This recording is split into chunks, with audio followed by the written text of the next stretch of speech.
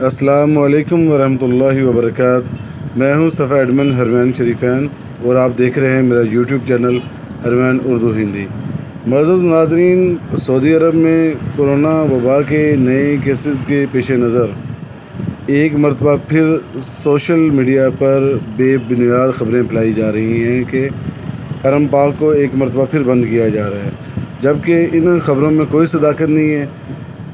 खाना काबा को इस बार बंद नहीं किया जा रहा, अलबत्ता सिर्फ़ उन अफराद को इजाज़त दी जाएगी उम्रा के लिए और हरम के अंदर बाजमात नमाज़ों में शमूलियत के लिए जिन अफराद ने कोरोना वैक्सीन की एक खुराक या 2 खुराकें लगवा चुके हैं, या वो अफराद जो कोरोना वबा से सेहतयाब हो चुके हैं।